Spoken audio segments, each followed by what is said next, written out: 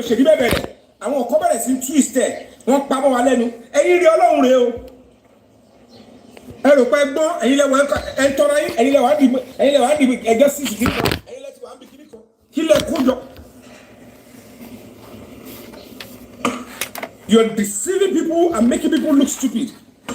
Kẹ́yìn kan máa wo orú èmi kan máa yẹ̀ mí lọ́wọ́ ń tẹ̀rọ pé bí tí mo bá láì dìde irú òun tẹ̀rọ pé mo nídìí nìyẹn mo wá gbà náà dúrà ọmọ yóò ní ṣe tó kò ní rí inú ayé wọn bá ti mo rí tó yìí wọn kan tó máa lé kiri ilé ayé nìyẹn. Public ló wá justice. I am standing by the public. It's okay for the public to fund whatever I'm doing. Ẹ wá ń wá justice láti ọdún kan àtàbọ̀ náà kò sí èèyàn kankan offline tó máa interface. Ẹ bèrè pé gbogbo àwọn tó ti ń wá justice fún Mohbad ta ló ti lọ kọ statement ní police station wípé ẹ bá wa arrest yọba tó kọ statement pẹ̀lú ọlọ́pàá tọ́lọ́pàá bá wọ pé òun lòún ṣiṣẹ́ fún complainant lélẹ̀. The same bàbá tó ní òun o wọ́n sọ fún òun pé nọ́ọ̀sì ló gún ọmọ òun pa ó gbọ́dọ̀ lọ sí police station for 4 months ní nọ́ọ̀sì fi wà police station bàbá yóò sọ pé ẹ tẹ̀ bá ń pe nọ́ọ̀sì yẹn bá kó tiẹ̀ sí tó bá bàbá lọ sí police station tó ní pe nọ́ọ̀sì jáde fún. He is the father bẹ́ẹ̀ ṣe sọ òun lọ́mọ ẹkú ẹni tó mọ ẹkú tó ti ẹni tó pọ̀ ọmọ ẹ̀ sílé fún odidi oṣù mẹ́rin tó ń ṣe ìwádìí lọ bàbá ò dẹ̀ wo pé for 4 months wọ́n gbé lábà yẹn fún yẹn dẹ̀ gbà sọ́wọ́ for 4 months you don't want to see ẹni tó pa ọmọ ẹ̀. Ẹ máa rò náà ẹ wá àwọn wèrè kọ́ wá kóra wọn jọ wọ́n ti bóyá wọ́n ti wá change kan fún wọn wọ́n rò pé táwọn bá ń dárúkọ ọdún àwọn àyà máa fọ́ fún wọn ẹ̀yin dẹ̀ ń tẹ̀lé àwọn kan máa sọ fún yín kẹ́yìn náà dákẹ́ ẹ̀yin náà dẹ̀ ń tẹ̀lé gbogbo rọ́bìṣì yẹn. So you will know police are investigating what killed your son for 4 months wọ́n dẹ̀ ti the prime suspect wọ́n ti wọlé for 4 months tó bá yẹ pé lóòótọ́ ló wà mẹ́ for that 4 months and you are fighting for justice for your son. Ẹ wá ní àwọn ọlọ́pàá tẹ̀mí ló ń bá ọ̀rí fún wọn bribe àwọn ọlọ́pàá tó ti nọ́ọ̀sì wọlé fún 4 months kí lẹ́yìn wá fún wọn o tó fi di pé ẹ̀rí nọ́ọ̀sì sójú tó yẹ pé almost 2 years ẹ̀ṣẹ̀ rí nọ́ọ̀sì sójú ní corona inquest tó wá wá as a witness àtúwítọ́ àwọn míì ò mọ̀ yàtọ̀ nu inquest ẹ̀ mọ̀ yàtọ̀ nu conventional court wọ́n ní ó yẹ kó arrest nígbà tí dáadáa adájọ́ yẹn tó wà ní corona ò lè pàṣẹ pé kó arrest anybody kò lè sọ pé yàn báyìí ló ti ẹ̀ṣẹ̀ báyìí ó máa ìwádìí ló ń ṣe bígbà tí yàn lọ ṣèwádìí ẹ lọ ṣèwádìí fún wa kẹgbẹ́ wá fún DPP ni èèyàn báyìí la fura sí and I can tell you for free the highest we will get and that amount to pressure ni is to indict me for negligence wọ́n ti mọ òyìnbó tó máa lò fún yín negligence lọ́wọ́ fi gbogbo yàn kára yín lè tu kára yín lè balẹ̀ wọ́n á ní corona máa sọ pé òun tó ń rí o Wùmí o is being accused of negligence and domestic violence. DPP Adewo agbàsọ́wọ́ àwọn ti gbé kéèsì lọ court already. DPP Adewo ṣé ká lò ṣé ká má lò. Now let's see who will put pressure on DPP to use it. Ibi tó yẹ ká ti wà pọ̀ ká come together. Èmi ò lè máa fọ́ fún wọn bẹ́ẹ̀ yẹn. I will not be scared because these people are public servants. Ẹ̀yin lẹ àwọn ọlọ́kọ lẹ́tà pa àwọn fẹ́ wà ní position ìjọba ẹ má jẹ́ kó máa rí gbà tẹ́ pé when they hold government position ẹ ti di ẹrú play your role and let them know that you are citizens ẹ kì í ṣe ẹrú. Nígbà táwọn princess àti Ìyábọ̀ tó gbogbo kíní against Bàbá Ìjẹ̀ṣà tó ní kọ́rọ̀ ọlọ́ ẹ̀wọ̀n gbére ó ṣe bákan ní ẹ̀wọ̀n gbére fún kíní ní oúnjẹ package ẹ̀wọ̀n gbére fẹ́lẹ́ lẹ́ni kò sí ohun tí wọ́n jọba wọn bá mi po wèrè wọn náà máa rán mi lọ ẹ̀wọ̀n ṣe kò jọ́sẹ̀ mo takú kò jọ ẹ̀ ní wọ́n lè lọ ẹ̀wọ̀n gbére mo. Ó sá lọ Yomi. Wọ́n jagun kóòtù dánwò. Irọ́ ló pa ó sá lọ. Wọ́n gbé mi wọ́n ṣe everything wọ́n gbọ́dọ̀ mi lọ kóòtù. Wọ́n gbé ẹ ó sá lọ wọ́n gbé ẹ ó sá lọ onírọ́ ni ẹ mọ̀. Ìgbà tó máa ṣẹlẹ̀ ńkọ́. Àwa náà ṣì wà pẹ̀lú àwa ò sọ̀pọ̀ Bàbá Ìjẹ̀ṣà gbà ẹ̀ wọ́n gbé ẹ lọ́lọ́ pa. So tó bá ti sọ fún yín pé àwọn kan ní nígbà tí a bá ní tá a bá ń ṣe nǹkan báyìí tá à ń ṣe tá lè máa call out to governor tá à call out to president táwọn kan máa yàn án lé yín lọ́wọ́ èèyàn kan lẹ̀ gbọ́dọ̀ tí ẹ̀dẹ̀ nínú àwọn adúrú mistake ta ló máa rò pé òun ṣe òótọ́. What could be the reason why you will receive? Tí bàbá Mohbad bá wọ̀ pé lóòótọ́ làwọn wá justice kọ́ explain fún wa kọ́ mẹ́nubà kí ló dé tí Mr. Fabiyi àbúrò yín tó parọ́ fún gbogbo public pé àwọn lọ́ọ̀yà làwọn fẹ́ rán lọ sí ọ̀dọ̀ neighbor Mohbad àṣẹ agbanipa lọ́rọ̀ lọ́bẹ̀. And he still came out and said òun ò mọ̀ kíní kan Bíọ́dún Làwà ló sọ pé kíní kan lòun ṣe fún ní information yẹn kó lọ bẹ̀ òun ò mọ̀ pé kíní ló fi lọ́ hack into database tó ń threaten ní neighbor Mohbad. ṣé ọlọ́pàá gan ó gbọ́dọ̀ threaten neighbor Mohbad ká má bàa wá fa wàhálà torí àwọn ohun ló fẹ́ sọ ohun tó ṣẹlẹ̀ tó lè help wa pẹ̀lú information tamari tó kọjá àwọn neighbor àtẹni tó wà nílé ṣàfẹ́ di afẹ́fò ní nígbà tá a ti rí CCTV neighbor Mohbad jẹ́ kó yé wa pé ẹni tó install CCTV àwọn ní central because central CCTV àwọn tó ń ṣe gbogbo nǹkan ẹni tó install ti flat ẹ̀ ló install ti ní ètò wọn lè fẹnu pa wọ́n kọ́ àwọn wèrè kan jáde wọ́n ò kúrò bí tọ́wọ́ àwọn wọ́n ní kò sí nǹkan tó ń jẹ́ central ṣáà ilẹ̀ bá wọn kọ́ estate wọn. even Lagos state gan ní central CCTV tó yẹ gbogbo CCTV tó wà Lagos state ó níbi tí wọ́n ti ń wo gbogbo ẹ̀. so tó bá jẹ́ tinúlé àwọn tó install tinúlé wọ́n ti mọ̀ pé they sign the oath of secrecy they must spy on people's private stuff but wọ́n máa ní backup.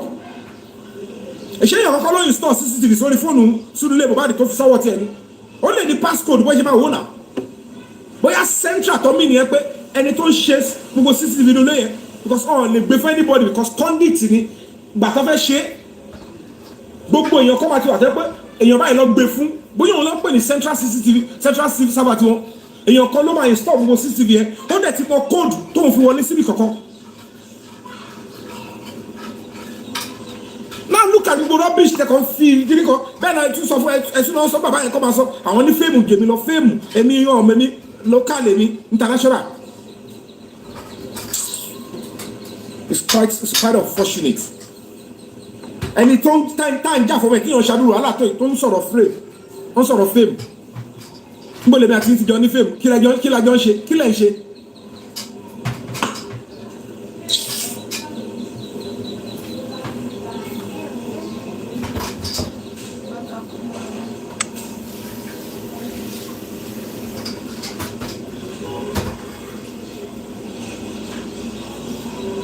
So basically lè yọ bàbá kó nǹkan ló bímọ ẹ. If he still wants to fight for justice and anybody wants me to see him as somebody serious that is not obstructing justice because if Fabiyi obstructed justice Baba Mohbad no obstruct justice here ẹ bá deceive ara yín o in a real society he chose that person as power of attorney. People relied on him for serious and discreet information. Pẹ̀lú bá ṣe sọ́tọ̀, no apology. He did not even correct and he can come out condemn our. Bàbá ń rí ẹni ó rí bá lé orí TikTok, ó rí Kàrímọ̀ TikTok, ó rí Yewédú, ó rí Pátákùpá, bọ̀ kò rí pé lórí same app àbúrò tàwọn tọ́pẹ̀ ní ẹ̀jẹ̀ wọn. Ó ń rán èèyàn lọ kọ́ ló máa threaten our neighbor Mohbad. All of you now kept quiet ẹ wá act nígbà tẹ́ pé n tó ṣẹlẹ̀ ṣé ẹ mọ̀ pé script àti 2023 lọ́ṣẹ́ ló materialize náà rí ni. I've been in government, I know all these things, I know how it operates. It takes a Moses to look into Pharaoh's eyes and say ẹ gbà gbogbo ìṣẹ̀lẹ̀. The children of Israel will get freedom. This less power tap. They will get it. All of them. Thank you. Also, all the fún wọn sign tẹ́ ẹ bá gbọ́ tẹ́ bá tún ṣagídí ẹ ń bá lọ.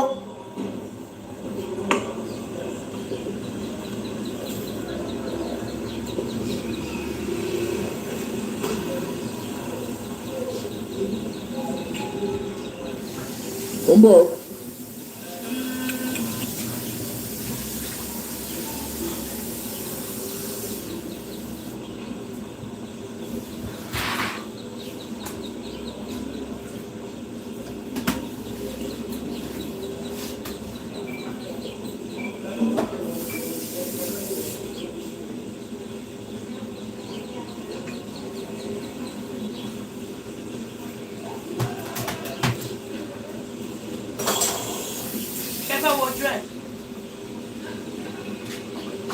Ṣẹ́fẹ́ wojú ẹ̀ àbí kò need ṣẹ́fẹ́ wojú ẹ̀ ẹ sọ sí comment section tó bá fẹ́ kí n bá yín ṣe.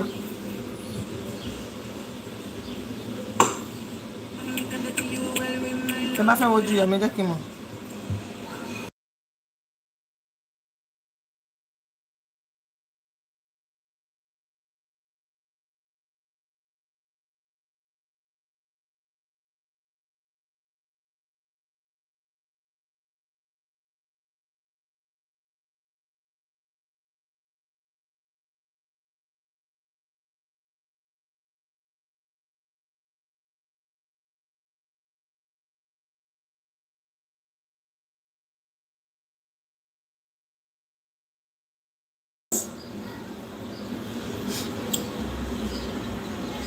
I don't know what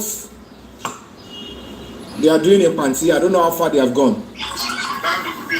But we have big and serious lifelines if they mess up in Panti. So let us keep our fingers crossed. Efio Kobale. Because the first thing that you all should be asking yourself again, if this was the testimony of that driver to Kofu Olopa, is that what we should be having in that court? Tí wọ́n charge àwọn èèyàn lọ.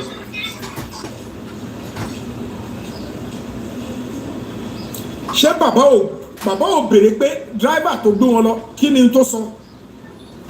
Did he not bother to ask?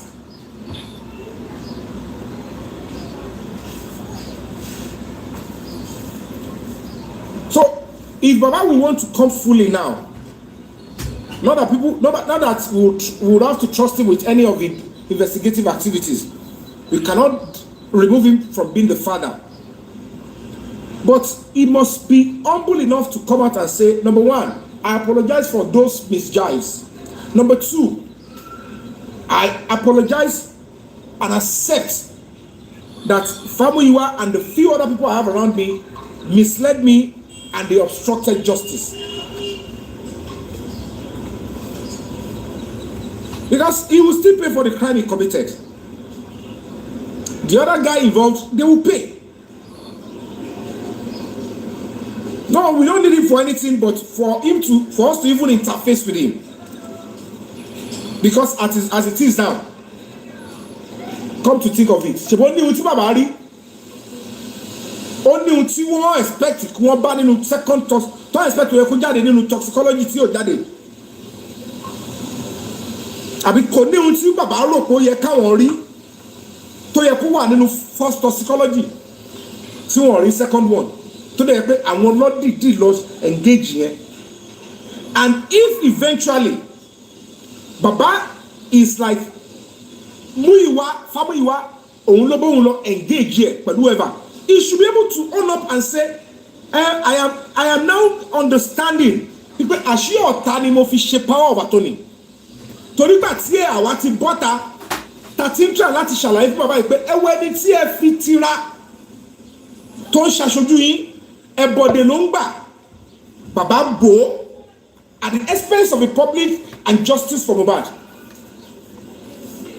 So how is anybody now surprised that the same person to coordinate the toxicology lọ tún mú ẹlẹ́bọ̀tọ̀ wá wọ́n wá gbé ẹlẹ́bọ̀tọ̀ wọ́n gbé ilé everybody gbogbo àwọn tí wọ́n ń tẹ̀lé wọn tó ṣe wọn ò ní tìjú, ask them, they have no iota of shame.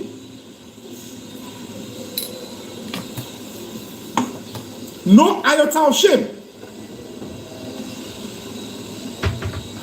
Uncertain. Oku 10 years ago wọ́n mú jáde wọ́n ṣe DNA wọ́n ṣe autopsy wọ́n á mọ̀gbà tó kú wọ́n á mọ éèjì gan. So àwọn eléyìí wà rí kankan mú jáde tó tẹ̀ wà definite tó tẹ̀ máa sọ pé òkè eléyìí gbogbo ọ̀tẹ̀ wá wò pátápátá gbogbo ẹ̀ náà ni ò wá wúlò. Kí ló ń tẹ̀sán wá mú iyẹ̀pẹ̀ nulẹ̀ tó ti wà lẹ́lẹ̀ tó ń ṣe test sí tó fi rí result kan.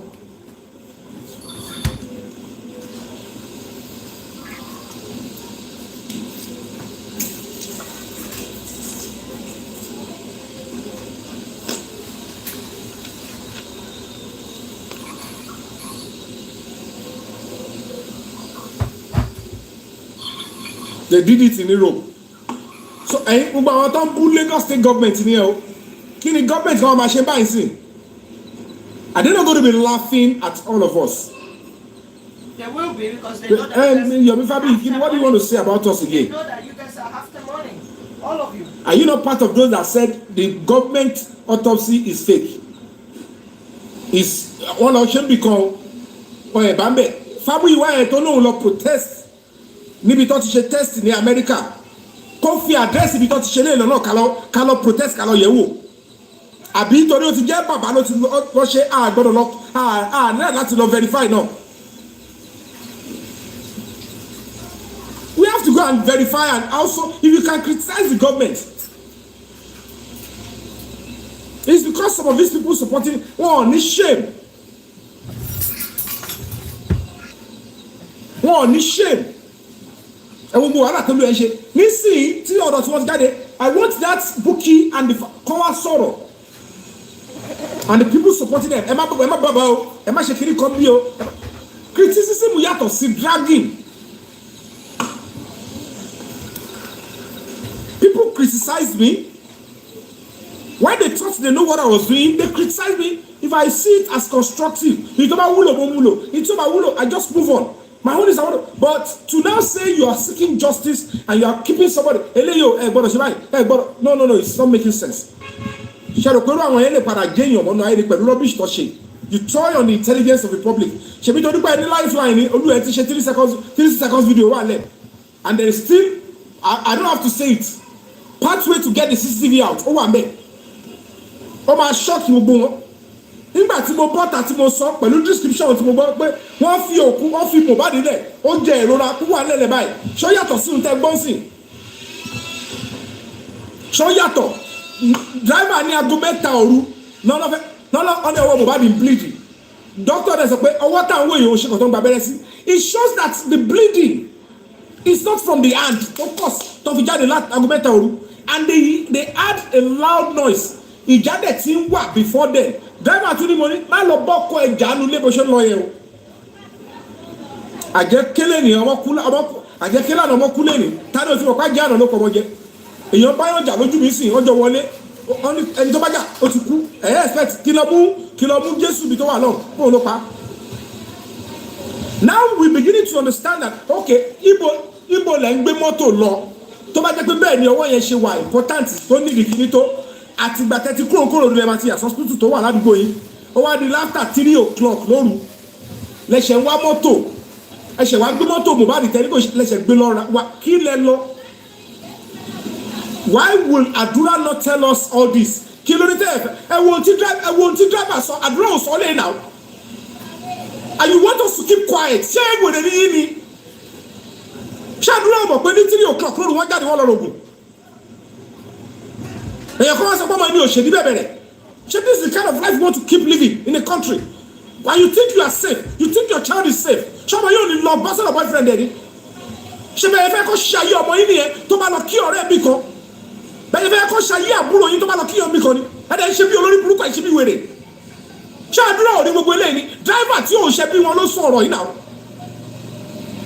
àdá ń gbé Àdúrà yẹn ẹ̀ ṣe ń gbé mi ní o ẹ̀ mọ iye wàhálà tí ma ṣe kí tó lè fèsì yá yẹn ìyá tí ò fẹ́ kó tọ́ balẹ̀ gómìnà ìpínlẹ̀ ń tọ́wọ́ bá ṣe àpagbé ni wọ́n ti pa ẹjọ́ filẹ̀ ta ló ń bẹ̀rù àwọn òwúrẹ̀ ká máa sọ fún mi pé àwọn kiri kan ni àwọn máa pa ni gbogbo ìta ti gbọ́ ìbọn ọ̀ṣẹ́ lọ́pàá dẹ́rẹ́bà àbí irun tí dẹ́rẹ́bà sọ ìkọlù máa sọ fọlọ́pàá tẹ́lẹ̀ they are only paying to cover it up and they are meeting few people ẹ bá wa bò ẹbù aláṣírí so àwọn tó fẹ́ pa yẹn náà lọ́ní kọ́ lọ́ máa sọ ògùn ẹ bá tán ẹ jẹ́ káwọn kan máa tàn yín you will see people on platform ẹ dẹ́ máa make àwọn èèyàn look stupid so àwọn ọ̀kọ́ wà tó fẹ́ pa Àdúrà but àwọn yẹn náà lọ́ní kọ́ lọ́ máa ju ògùn sí orí Àdúrà ẹ bá tọ́ra yín tó bá jẹ́ pé àwọn yẹn ni wọ́n mọ̀ ń pa ikú tó pa bá ṣé àwọn yẹn náà lọ ju nǹkan sí ojú olórí ẹ̀ ẹ̀yin lẹ pa ẹ̀ ẹ̀ fẹ́ go down for it because you know the public will ask àwọn kọ́ máa pè sórí fóònù máa pè sórí show àwọn ìyá wèrè kọ́ máa tọ̀ yín àwọn kìíní kan ni àwọn kìíní kan ẹgbẹ́ wèrè wo ṣẹ́bọ̀ kọ́ tó ń pè ní àwọn nǹkan tá à ń sọ ìrìn èyí mélòó ló máa bọ́ta sípà àwọn àlàmọ́ máa pààyàn freely ẹ̀ bó ṣe rí nìyẹn torí ẹ̀kọ́ tí máa para àwọn ọmọ gómìnà àwọn ọmọ kìíní kan nítorí ẹ̀ dákẹ́rì náà they will use not lamba sọfún àtẹ̀báṣẹ́ wọn pa nínú wọn ní gbìyànjú they will try to threaten tẹ bá dúró digbí àwọn ọba sáwọ wọn ni. nígbà tí a ti dárúkọ ọ̀rọ̀ Zobo Wùmí ò ní sinmi wọn nígbà tá ti dárúkọ Zobo bàbá ò ṣe show lóru rí wọn ò jí ṣe show bàbá ò sọ pé òun ò sí lójú àwọn bàbá ò bá defend anybody everything started changing ẹ̀ẹ́dẹ̀ tí ní ṣàbọ̀ kíyèsí ògùn what is going on ṣé ọ̀dọ̀ ẹlẹ́pẹ̀ mi ni ṣé mi mọ̀ ọkọ tí mo nílé fún ni ṣé ẹ̀mí mi ráyè gbogbo dọ̀tí kò sẹ́ni tó bẹ́ẹ̀ mi sọ anything pé Mr. Abimbola I am doing what I should do for my country because the country has been good to me gbogbo wọn kọ́ lówó gbogbo àwọn tí o yẹ kó tiẹ̀ di stop ẹ bọ̀ kó bá wo TikTok yẹn lómi dàbí presenter you are representing and you are leading a lot of people ìgbà tó lọ Zomo yẹn ti jáde gbọ́dọ̀ sọ fún yín mọ́ ní ìyá ìdí sọ fọlọ́pàá ní pé ẹ fi Wùmí lẹ̀ fàdúrà ẹ ṣe lọ mú Zomo kí ló ní tí ìyá yín kọ́ lọ mú Zomo and you be so sure pé gbogbo story tó gbé jáde lately video kìíní yẹn ọ̀sán ìwò wọ́n lọ mú the other video wa yáa fi lò ó fún wọn wọ́n ti àwọn èèyàn wọn jáde ẹ lọ sọ pé fídíò yẹn di sẹ́mi bóyá máa pa wọ́n lẹ́nu wọn èmi wà náà wọn àrìn dìtẹ́ máa tọ̀ kiri ẹ jókòó sórí social media kó gbéra mi mú wọnú ilé yẹn ẹ wá ní kiri kan ok tó bá jẹ́ pé lóòótọ́ wọ́n tún fún wọn ní fídíò tó ní ṣe pẹ̀lú Zomo àti Mohbad àti kìíní pẹ̀lú Wùmí tọ́nà fún lọ́ọ̀yà àti kí ló yẹ kí present ẹ̀ corona inquest. Ask yourself, why didn't they present even the one tí wọ́n ní wọ́n fún àwọn òbí rẹ̀ àwọn tẹ́kọ̀ọ́ tẹ̀lé káàkiri lọ́ọ́ page one? You will destroy your IQ. The majority ẹ̀kọ́ mess around me. You cannot question the baba. Little evidence is enough. Ẹni wọ́n ní fídíò wà bí tí nínú fídíò tó ń rí which is not even the 3 seconds kò ní ṣe pẹ̀lú 3 seconds video tèmi kò jọra wọn. Ó ní fídíò tó ń rí Wùmí yẹn di ọ̀bẹ mú. That means he wanted to stab your son. And they were in quest and need the evidence. Wọ́n lọ fún bàbá wọn ẹ wá ń gba fake or present yẹn bẹ̀. Àwọn kọ́dẹ̀ sọ fún yín pé kẹ́ má sọ̀rọ̀ bàbá yẹn. You need to understand that some people are not worthy to be listened to. Tí o máa ṣe ohun tó ní kọ́ máa wò ó ni. It's because public ìbò jíṣẹ́ fún. Public ìdìbò òkú kéde will finance what I'm doing. Ká ní NGO mi ní owó ni gbogbo eléyìí ò lè ṣẹlẹ̀. Ẹ wá wò yá àwọn yẹn o wọ́n ní kàbá àwọn dẹ́rù kú ọ àwọn ní gbogbo ẹ̀bí mi ní fèsì wọn. Èmi afẹ́ ṣe nǹkan fúnra mi ẹ̀ lẹ́yìn ikú sáré náà. If you want to become an activist, you must be willing wàá yọ̀ǹda gbogbo kan ni. Gbogbo ìyà tí mo jẹ lọ́wọ́lọ́wọ́ mo ṣe wà. I took my son away, I'm running here and there. Mo lọ gbé ọmọ mi kúrò lọ́wọ́ ìyá ìbò sákìrì because it's part of his struggle. Àwọn kan máa jókòó sórí social media ẹ máa expect kí n kàmá ẹ láti mọ ẹni tó ń ṣe òótọ́ àtàwọn tó ń ṣòótọ́. Nísìnyí tí Bíntì sọ pé òun ti mú fún the right source. Ask yourself the same question. Tí Bíntì ò bá lè mú lọ sí corona. Ṣé right source yẹn ò ní access to corona inquest? Why are they not supplying that? Ṣé Wùmí ò mú ọkùnrin kan tó lè pààyàn dání? Gbogbo yín dẹ̀ dákẹ́ bẹ̀ ẹ̀ sọ nǹkan mi lọ. And some people will tell you bàbá òun ló lọ́mọ ẹ̀ ọmọ kò sẹ́ni tó lọ́mọ mọ́sìn wọ́n pa èèyàn Nàìjíríà wọ́n pa nìyẹn and we are looking justice for ẹ̀ńtọ́ pa kò sí abíwá àwọn abímọ ẹ bá bẹ́ẹ̀ mi sọ̀rọ̀ orí burúkú yẹn ẹ sọ fún àwọn arìndìbìtì. The law is explicit. Tó bá ti pa èèyàn ọ̀ sọ pé tí àbúrò bá pa ẹ̀gbọ́n àárín family matter ni ẹ má sọ̀rọ̀ wèrè yẹn lọ́dọ̀ tèmi.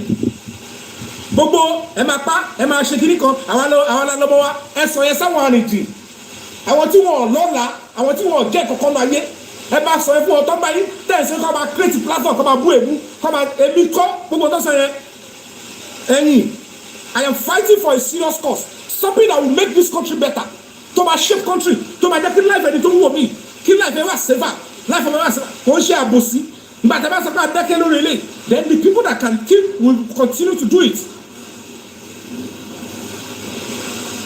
Ẹ wo àtìgbà tó náà ti ní àwọn tí mo fún the right source yẹn wọ́n ti ṣe corona inquest lẹ́ẹ̀mejì wọn ò rí múlẹ̀ mẹ́. Ẹ lọ bọ̀ dájú o mi ìbá dákẹ́ wò kí n dákẹ́ fóṣù márùn kí n dákẹ́ fọ́dún márùn pé wọ́n fẹ́ lu èmi wọ́n send fídíò sẹ́mi yẹn o mo fi Ọlọ́run bá búra àfi tí ẹni tí ó máa ṣe Ọlọ́run ò tí ì gbédé tí Ọlọ́run ò bá ti pa èmi justice Mohbad àmàgbà ẹ ti tọ́ wèrè ẹ bá padà sọ fún ẹ pé kí ló dé ṣí èèyàn ìṣẹ̀lẹ̀ fún.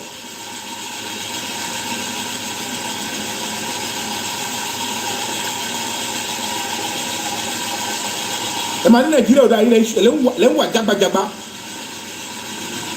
ẹ̀yin owó sùsù wo pé this is our platform baba before we can continue to support you or to believe that you are seeking justice àbúrò yín what he did is a serious criminal offence and again kò yẹ kí á jẹ́ àbúrò yín àbẹ̀bí yín kankan ló máa block anything anybody bá ṣe láti mú òótọ́ jáde by going to the estate going to the neighbor talking about CCTV pé mo ti ẹ̀ mention CCTV lásán ìyẹn ti tó lọ́tọ̀ fún anybody pé bí Yomi ṣe tẹnu wọn tí Yomi ọba tiẹ̀ lépa ẹ̀ ọlọ́pàá ló bẹ̀rẹ̀ sí ronú lọ́bẹ̀ yẹn even pé mo ti ẹ̀ mention ẹ̀ lásán is enough to let you know that I have opened the eyes of the police or any serious person kábọ̀sibọ́sí I spoke about it and I was pursuing it mo ń tẹ̀lé mo ṣe gbọ́ ẹ̀ ẹ̀tún ní ó ṣe kò mú jáde kí n ṣe máa sábà mi ní CCTV ni when the same family ẹ̀yìn ẹ̀yà yìí náà lẹ pariwo whatever you have give it to the family give it to the legal team mo tún gbé level kò ní wọn lọ́wọ́ kí ni mo bá mẹ́ and all of you kept quiet that how can you be coming on live shows and you did not find it very very easy to say Famuyiwa I never knew you are a mole mi mọ̀ pé wọ́n gangan ní èṣù tán gbé tì mí I thought you are family ohun tí Yomi Fabiyi ṣe lórí ọ̀rọ̀ sí kò yẹ kó tiẹ̀ ṣe èyí tó ṣe lásán it's not acceptable o ò fẹ́ kọ́ ọmọ mi rí justice yẹn if Baba's hand is clean if his hand is clean simple ẹni yẹn wá obstruct Baba ṣe bẹ́ẹ̀ pé wọn ò rí àwọn tó kóra wọn jọ tó bímọ wọn sílẹ̀ wọn ò mọ̀ pé gbogbo ìtàwọn ṣe tá lọ bá lo àbọ̀ṣì ń bọ̀ wọ́n lọ bá wọn ti escape his social media cruise his fracas ta ló bá yín ṣe fracas ta ni set yín tó bá ta ni aráyè gbogbo rẹ̀ yẹn màá fi life mi build orúkọ màá ṣe fíìmù gidi torúkọ mi ò bàjẹ́ màá di pé mo fẹ́ help ẹ máa gbé mi sí fracas pátákó pátá ẹ̀ ṣe ẹ̀yin yọ̀ at the end of the day you find it very difficult to say this is you can't be doing this you can't do this why would you go and obstruct and then sọ fún wa pé justice lẹ wá and believe Yomi ẹ believe ẹ ẹni tó ń pariwo evidence ó yàtọ̀ sáwà tá a sọ̀rọ̀ kan náà kọ́mọ̀tì kò ní ok ó ń pariwo evidence ó dẹ̀ ń ṣe wàhálà yẹn lọ ẹ bá má block yẹ ẹ block yẹ ẹ tún sọ ẹ̀yin lẹ ń ṣàrìnà ẹ ń ṣàfẹ́rì fún ayan ẹ tún ṣàrìnà òkú fẹ́ díẹ̀ and none of this stuff this host that think they are justice fighter and say this is not dragging Baba if truly ẹ̀yin lọmọ yín kú if truly ẹ need the justice ọmọ yín and justice is not found in one way coroner inquest is a way is a way.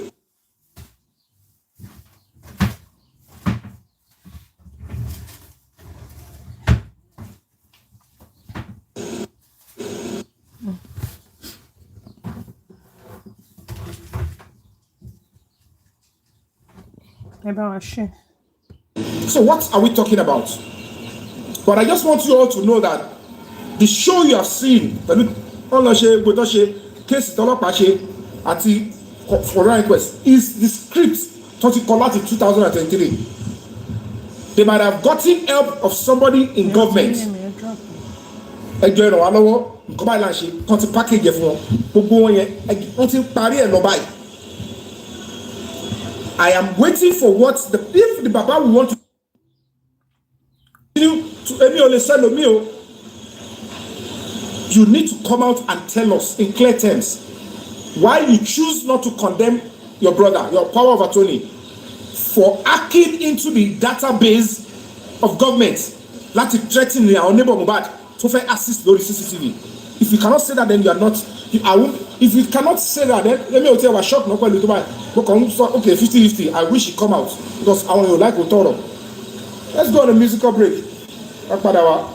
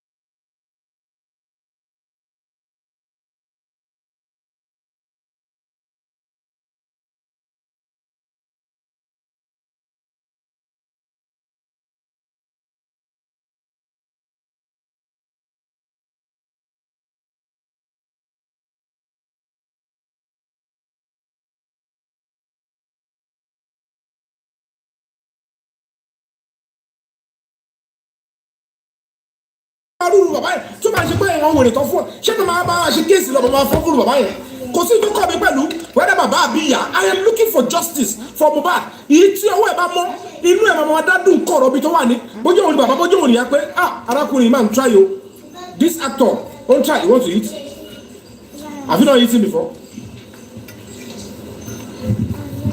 you have eaten you still want to eat again this one you go and play kò sí ní mi mọ bí ẹ ṣe ṣe mi mọ nǹkan tó lò ẹ kò wọnú level yẹn pra wọ́n fún yín ọdẹ sáré sọ di secretariat àti ní emperor power of attorney kìnnì kan búkì mi mọ lólùtọ́ fún yẹn mo kàn wọ́n pé kìnnì ẹ̀dẹ̀ ṣí secretariat lórí òkú Mohbad ẹ̀ ṣí aláùsá lórí òkú Mohbad ẹ̀ wá ń gba gbogbo màtíríà ẹ̀dẹ̀ ń pa mẹ́mọ́lẹ̀ ẹ̀ wá ń dè èmi tí mo wá ń ṣe wàhálà lẹ̀ wá ń pè lórúkọ wèrè wọ́n dẹ̀ ní gbogbo orúkọ tẹ̀ ń pè mí ẹjọ́ yín mo ń kọ̀wé ẹ̀ ń ṣẹlẹ́yà wọ́n ti flag yìí o. flag yẹn ni flag yẹn network ni wọ́n flag yẹn. ṣe sẹ́ni kìíní ẹ̀ ní and ẹ bá pa tap kẹ́ fi gift sí wọ́n ti ju kìíní yẹn wá. so gbogbo kìíní náà sọ ẹ jẹ́ àsòótọ́ ọ̀rọ̀ fúnra wa bá a ṣe sọ pé à ń jà fún justice Mohbad tá a láìkí nǹkan tí ìyá Mohbad ṣe nobody can remove it from her name pé ìyá Mohbad. bá a ṣe sọ pé àdúrà you have to say something nobody can remove it pé àbúrò Mohbad. bá a ṣe sọ pé kí kò sẹ́ but a máa sọ òótọ́ tàbárí and at the end of the day gbogbo wọn jọ wà in conjunction bí ọdún làwọn àlè tí wọ́n ń lò ó ń ṣiṣẹ́ pẹ̀lú Fábíyì ó ń connect pẹ̀lú ìyá Mohbad pẹ̀lú àdúrà pẹ̀lú búkì yẹn ta ló wá ń tọ́ra wọn ṣé mi gbẹ̀bọ̀ de justice for Mohbad ni have I done anything to antagonize what to bring truth out? Okay, let me feel.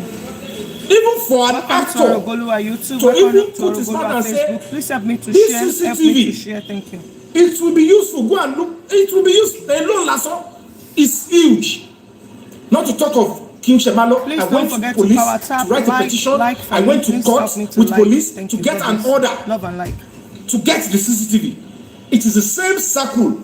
Baba Yori, Baba Mohbad yẹn ò wò pé Bukky, why are you posting Mohbad's neighbors images? Ó tún wá jẹ́ bí tó ti fẹ́ gba CCTV. Kí ló tó ń post iwájú ilé onítàn? Kí ló dé tẹ́ni tí ẹ rán lọ́wọ́ Fábíyì wá tẹ̀sùn pé rán ni Mr. Yomi pa? Ládùúgbò ọmọ wa tí ẹ pẹ́ àwa gangan la ládùúgbò. Ṣèbí iwájú ilé exact place lẹ́ ń béèrè. Kò béèrè owó lọ́wọ́ yín ṣe kọ́kọ́. So why would he want you to go that far? And wọ́n dẹ̀ yí mọ́ wa lọ́wọ́, wọ́n dẹ̀ yí mọ́ mi lọ́wọ́, and some people still believe them and saying because that Yomi, some of the things he does is because you yourself, you are not raised properly. Ọwọ́ yóò mọ̀ ìwà yóò bọ́ sí. Lẹ́sẹ̀ wo pé irú èmi máa fi ṣe tèmi lẹ̀. Màmá ṣe adúrú kọ́ báyìí, ẹ tún ṣe máa bọ ẹnu àtẹ́lù mi. Báwo ni àwọn èèyàn ṣe fẹ́ ṣe bẹ́ẹ̀ lé? Bẹ́ẹ̀ni sà, ẹni tẹ́ máa pa WhatsApp, tẹ́ máa pa WhatsApp. Nǹkan tó fún wa bẹ́ẹ̀ ṣe wà nìyẹn. Èmi náà máa gbé dọ́là káàsì. Kí àwọn èèyàn máa ṣe dáadáa jù báyìí lọ fún yín. Kí àwọn olóṣèlú kọ́ báyìí lè mú orí nǹkan tá Nàìjíríà yóò ṣe lè bọ́ sí nìyẹn. Nàìjíríà yín báwo? What other sacrifice do you want? Ṣé àwọn owó tẹrọ pẹ̀lú èmi nídìí nìyẹn? Ẹ calculate owó tẹrọ kan ti donate kẹ wo adúrú nǹkan ta ṣe kẹ wá òkú ke o ìtókù oyè mọ́ àti wàhálà àti kọ́ skyscraper síbi kan. It's absurdity. Ẹ wo ọ̀rọ̀ tí driver sọ kẹ wò pé ṣáàdúrà ní mọ̀ láti sàbíkó yẹ kó sọ. So it is now that we are now pursuing the case. Driver yẹn pàápàá tó ṣù láti sọtọrọ wọ́n rí pé some people are fighting now. Kò ṣe pé akọ̀jókòó sórí social media káàdì mo máa ń jókòó sórí social media tí mi ò lọ síta lẹ́lẹ̀ sọ pé Mr. Yomi ẹ̀yin ṣì ní face you can go no mo ń risk life mi at the end of the day now do you want to deceive yourself that apart from the risk tẹ̀tìrí tó ti wá bá mi do you know that some of the risks there are some certain risks tẹ́ ẹ̀ fojú rí tí ọlọ́run àtẹlẹ́dà Mohbad ló ń kó mi yọ àtẹlẹ́dà mọ́ sí mi tọ́lá àwọn méjì sí lò mo lè jẹ́ kó ní àwọn méjì pé ẹ láti ṣe conjunction lò Mohbad jẹ́ kó ní ẹ pé mẹ́sàn kó wá mọ́ sí mi lọ kẹbẹ̀rẹ̀ sí wò ókè o àwọn kan ní mi ò rí ó ń bọ̀ àbá mi nǹkan ò gbọ́dọ̀ ṣe mí ọmọ yẹn dẹ̀ gbọ́ ó ní kókò tí a gbé mọ́ sí mi èyí tí wà ń bí ṣáájú mi báwo la ṣe máa protect aláyé Yomi òun nìkan lẹ́bí tí mo rí o. òun nìkan báwo àwọn èèyàn tó ń jà fún bó bá tí wọ́n tó dé kọ́. gbogbo ṣì lọ. whatever tó bá wọn kọ́ máa ṣe pẹ̀lú pàǹtí yẹn máa wò náà bọ̀ lẹ́yìn ikú sáré wọn ní tó fẹ́ fi dì. I am fighting for what is right. It is better to die for something tangible like this than to die for nothing. And that is the only way we can get justice, because àwọn tẹ́lẹ̀ pẹ́yìn sọ pé àwọn lè ní ká máa ṣe fún àwọn lè ní ká gbé ogun agbára ilé lọ́wọ́ àwọn lè ní ká gbé ogun olùsọ wọ́n ṣe ní ọkàn bóbó yìí. wọ́n máa gbé power of Anthony fún ẹ̀kọ́ tó fẹ́ nìyẹn wọ́n á gbélé ẹ lọ́wọ́ kẹ́kọ̀ọ́. ẹ wá máa dáwọ platform tó yẹ kọ́ dálẹ̀ fún platform láti sòótọ́ wọ́n máa pa yín lẹ́nu wọn ẹ̀dẹ̀ máa jókòó sí don't allow it. These things that most people are doing, some of us are doing, it speaks volume about who they are. Nígbà tí èèyàn fẹ́ jèrè ọmọ tó bí, àìmọye bàbá tó ń jẹ́ ọ̀tá ọmọ ẹ̀, àìmọye ìyá tó ń pa ọmọ ẹ̀, àìmọye ọmọ tó ń pa bàbá ẹ̀, ṣé tó dáa nítorí pé òun ló bàbá ẹ̀ ló pa kàfílẹ̀ ni. We are talking about homicide. Ẹ ti sọ pé àwọn tẹ̀rù tí ọ̀rọ̀ lè jẹ sórí wọn ẹ̀, àwọn oníkà máa kó gbogbo formation lè lọ́wọ́, mo ní kí ni gbogbo pátákó pa yìí, kí ni gbogbo lọ́dọ̀ rẹ̀, okay mo ti gbọ́.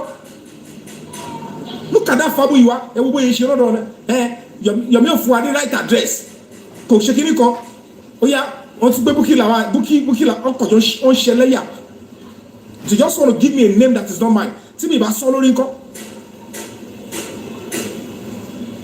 àwọn tó ń sọ pé mo lọ ń bẹ̀rẹ̀ pọ́lọ́pọ̀ òṣìṣẹ́ ẹ bèrè lọ́wọ́ ẹni tó ní ọ̀pọ̀ ọmọ yín nọ́ọ̀sì oṣù mẹ́rin lọ́lọ́pàá fi dì mọ́ sí police cell tó investigate how come bàbá tẹ́ ẹ̀ fojú rí nọ́ọ̀sì tẹ́ ẹ̀ bá ti ẹ̀rí jọ́tọ́ pa tí wọ́n gún Mohbad lábẹ́rẹ́ báwo ni Mohbad nọ́ọ̀sì ṣe máa wà ní police cell fún 4 months tẹ́ ẹ̀dẹ̀ ní fojú rí ẹ̀dẹ̀ ń jà ẹ̀dẹ̀ ń wá sórí show ṣẹ́gbọ́n ìgbà tẹ́ ti wà lórí show ṣẹ́gbọ́n àwọn tó bá yín jà fún justice tẹ́ ti lọ fojú rí àṣà àwọn tó wá ń kí yín tọ́lọ́ fún yín ní ṣọ́ àtẹ́yìn bọ́ ẹni tó pọ̀ mọ́ yín ẹ̀fẹ́ fojú rí àbí kí lè tún fẹ́ ọlọ́pàá ti mú sílẹ̀ fún yín 4 months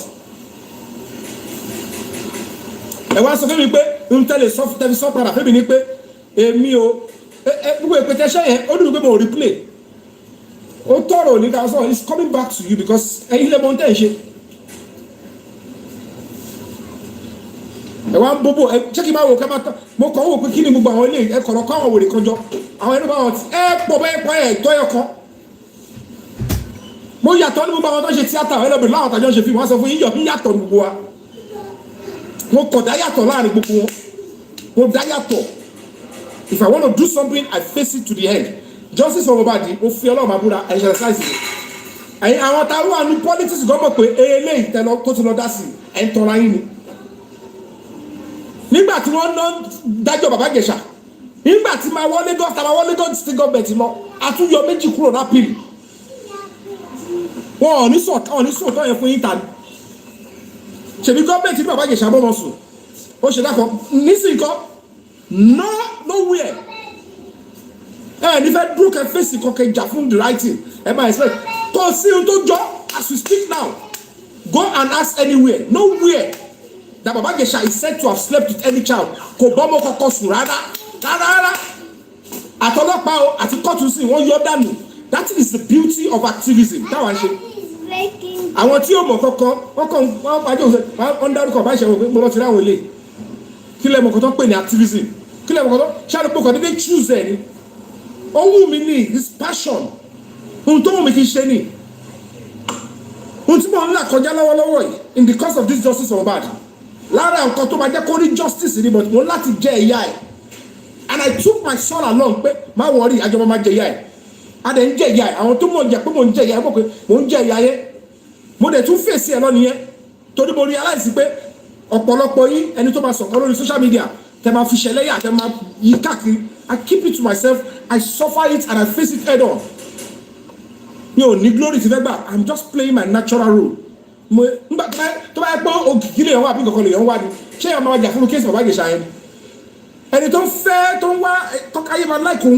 ó máa select case tó máa ṣe ni lórí case lè jẹ́ ká wá case tó dùn dáadáa táyé máa tẹ̀lé mi gan direct I don't look for select I look for where the real case and oppression is ta lè fẹ́ fìyà jẹ ta lè ń gbẹ́ ètò ẹ̀ lọ́wọ́ ẹ̀ I stand by that person kánà dìde sọ̀rọ̀ bàbá Ìjẹ̀ṣà ẹ̀wọ̀n gbére ni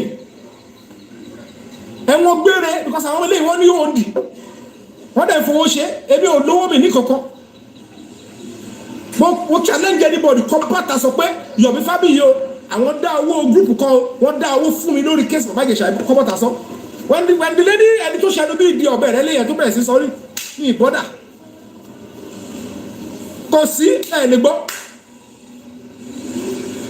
ẹni tó bá mi padà fáwọn ọlọ́yà lówó gan mo kàn dúpẹ́ lọ́wọ́ wọn ni kò dẹ́ ṣe fóònù mi ọ̀ kó fóònù mi ẹni tó rán wá tó sọ́ọ̀tì wọn ẹ bá mi mo kí wọn mo dúpẹ́ wọn ní ìgbàdàn mi ò need number I thank God the IP mi gbọ́dọ̀ bá life mi lọ ṣe kéèsì pé èèyàn fàdí ọmọ kékeré ya lọ́ fi ń ní owó. So you can understand how terrible these people are. So èmi ò sọ fún bàbá òwà justice for mo ẹ o but for him to convince people like me IQ tèmi yàtọ̀ he will need to first and foremost condemn what Famuyiwa did tó bá jẹ́ pé kò ṣàjọmọ̀ wọn. Even the fact that he has kept quiet for so long put a question mark to his integrity and his quest for justice because what he did kí n tó lè gbèrú Famuyiwa yẹn lọ sí court kí n tó lè sọ pé mo lọ sí ọlọ́pàá no ẹ̀wọ̀n ẹ̀sẹ̀ kí wá fọ́ ẹ̀mí ò lè fọ́ fún gbogbo òwò nìkan ṣe ẹ̀mí ò lọ́yàn ṣe I will pursue justice don't come in my way láti yọtọ̀ sí pariwo kíní kan King White ṣe bá kan tí yẹn náà lẹ́nu tó wá sínú hall mò ń wò ó gbogbo wọn yẹn de wọn máa jẹyọ wọn ṣu àti tó wà ní Canada o àti tó wà ní bí o but láìtàlá yìí wọn máa jẹyọ wọn ṣu ojú ló pé ìpàdé ò jìnnà rárá tó bá ń mọ̀ nǹkan tó ń pè ní pursuing justice the right way ẹ mọ̀ pé you have to be meticulous and take time ẹ ṣe ẹ wọ́n bí ẹ máa jẹ iṣu àti yamarita yín lọ àwọn tó máa tàn yín lórí social media máa ṣe lọ ẹ máa bá lọ when the time is tó bá ti tó time ẹ mọ̀ pé yàtọ̀ wà ní gbogbo ẹ̀. ẹ expect toxicology results when the same set of people wọ́n block the CCTV ẹ jọ ṣọ́ nínú CCTV àti toxicology èwo ló heavy jù tó bá yẹ pàtí ní CCTV láti ọjọ́ yìí tó bá tiẹ̀ tí mo débẹ̀ yẹn toxicology ò bá sọ pé òun empty lòun rí tí fídíò ti fi nǹkan tó wà nù tó ṣẹlẹ̀ ní ìhàn wá kí ló rẹ̀ kù kí ni jọ́ọ̀jì fẹ́ máa dó ṣe kò ní kọ́ ní ìdá ìsìn ṣáwọn at the end of the day ẹkọ wo susu the same family àbúrò bàbá Mohbad àti bàbá Mohbad wọ́n blọ́ọ̀kì yẹn wọ́n wá ń tọ́ yìí pé kẹwàá dóde toxicology àwọn kan wọ́n sọ pé wọ́n ń bọ̀ wọ́n wá act fún yín àwọn tí ẹ̀ mọ́ bóyá ń lọ sí the driver has spoken wọ́n rí yín bẹ́ẹ̀ ní ṣá o nígbà táyì fún ayé náà you don't have a mind of your own anybody lọ́mọ máa pè ló lè fi ìjàmbá tẹ̀lé wọn ẹ̀ka yẹn máa wò sùn kọ́ máa wọ pé Yomi yẹn we don't trust ẹjọ́ tẹ́ẹ̀bà wá trust mi tẹ́ẹ̀ ṣe tí mo bá rò wá ní justice máa sọ̀bù láti máa jẹ́ Yomi mi ní tẹ̀síwájú NGO mi ò ní survive mọ́ mo ní ṣe kan kó yàtọ̀ síra wọn it's everything is just about you not me it's not about me it's about you because you choose to follow so ẹ máa rí irọ́ lẹ̀ ẹ máa pè lóòótọ́ ẹ máa lo sentiment fi pè lọ́ lóòótọ́ bàbá yẹn lọ́mọ ẹ kú à ń sọ̀rọ̀ homicide ṣáàbọ̀ pé àná àwọn tó kà wà nulẹ̀ bẹ̀ ẹ̀yin mọ àwọn èèyàn tó wọ nulẹ̀ yẹn jọ yẹn ni CCTV will show everybody that was in the house when the meeting they were having the body language of everybody láti on the 10 gbogbo ẹ̀ máa ṣú ẹ̀ wọ́n yọ dànù tọ́ba gbé kéèsì lọ́bí wàhálà lọ́wọ́ pa mẹ́ ẹ̀mọ́ tó ń pè ní kéèsì tẹ̀ ń ṣe o ẹ̀kọ́ bóyá ẹ̀kọ́ gbọ́ justice ẹ̀rọ bọ́yẹ máa sáré fi lórúkọ nìyẹn o torí mo bá ti popular ẹ̀kọ́ máa dárú ẹ̀ máa sáré ṣe ẹ̀rọ sáré máa tẹ̀lé yín lẹ́wọ́ sọ di competition àjẹmí yẹn o ẹ̀ka sáré pa náà ìṣó ẹ̀ ẹ̀jẹ̀ ká ṣe kíní kan ó jìnà síra wọn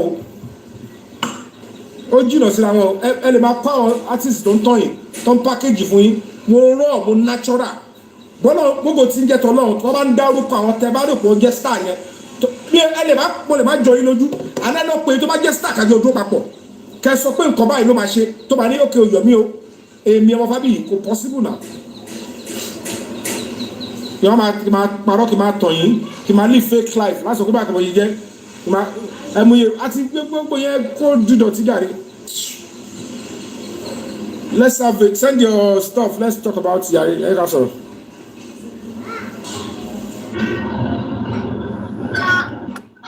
Send your request if you want to join the panel session. Good afternoon, Yomi. Wonderful submission. Lady Ebony, can you mute your mic? Oh. Can you hear me? Can you hear me? Hello? Lady Ebony, are you there?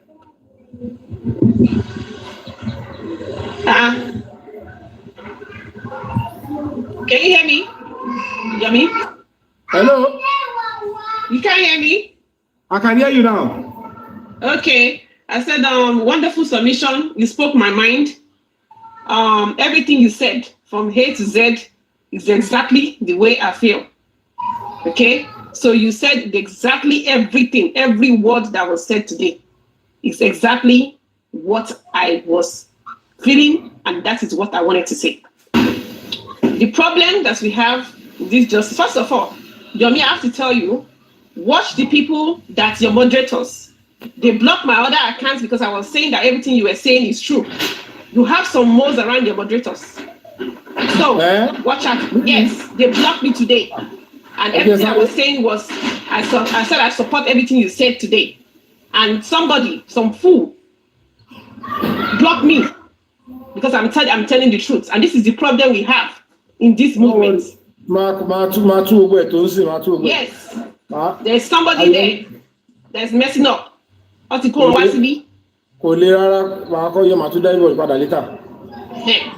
now, first of all, everything that you pointed out, I already know that autopsy was going to be jargons. I knew that. And the day I knew was the day you told us that the CCTV issue, that you said it's only Baba that you told, and that thing was out. That was the day I knew we could see inside to my bossy ready. You sure it me. Now, the thing that made me even more angry today is exactly what he said before. We have a right to question him.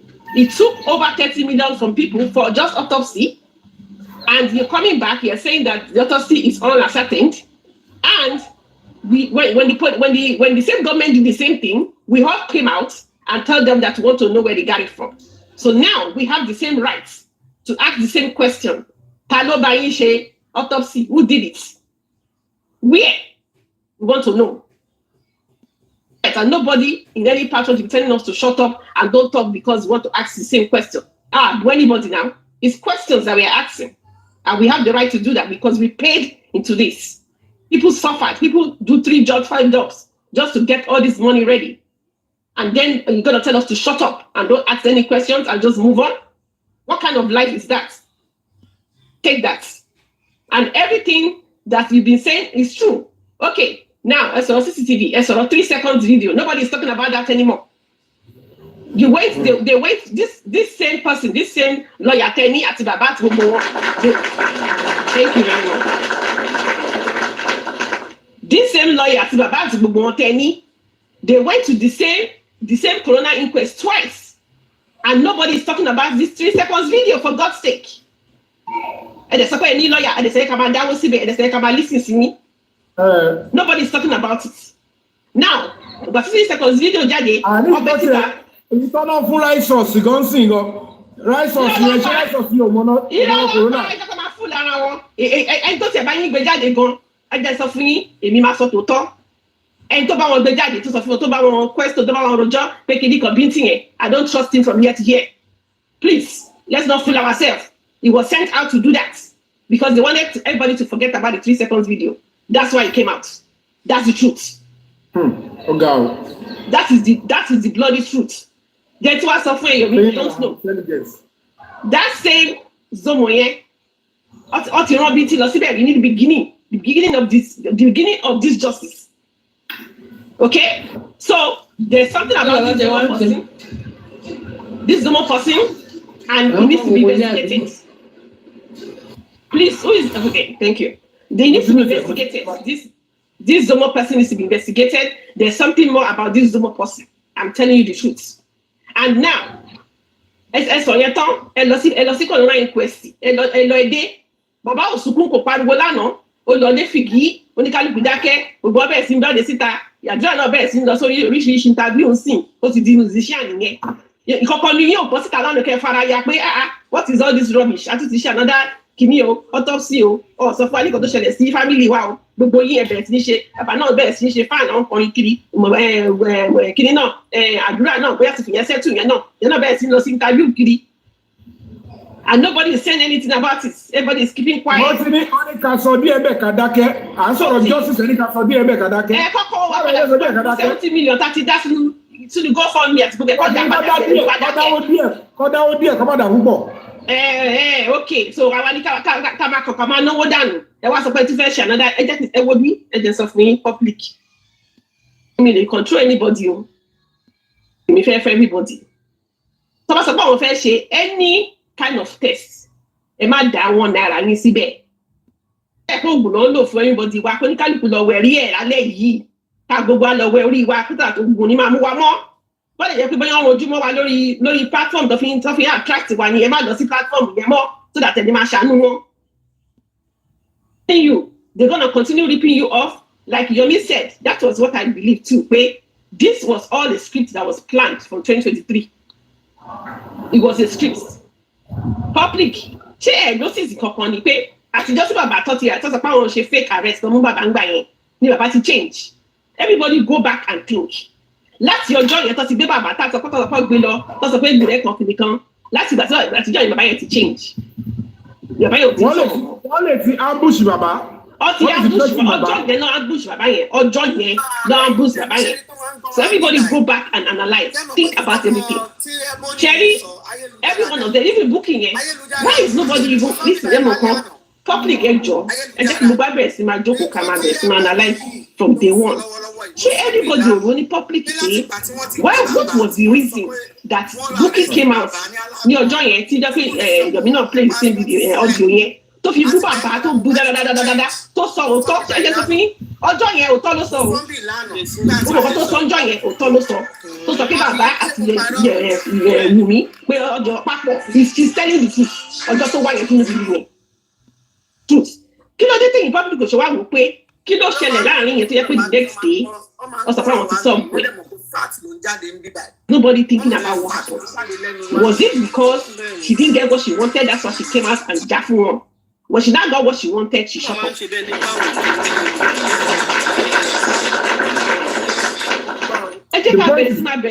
Lady Ebony, whoever changes his principle, his or her principle, depending on who is dealing with, does not deserve to be a leader or somebody you can trust.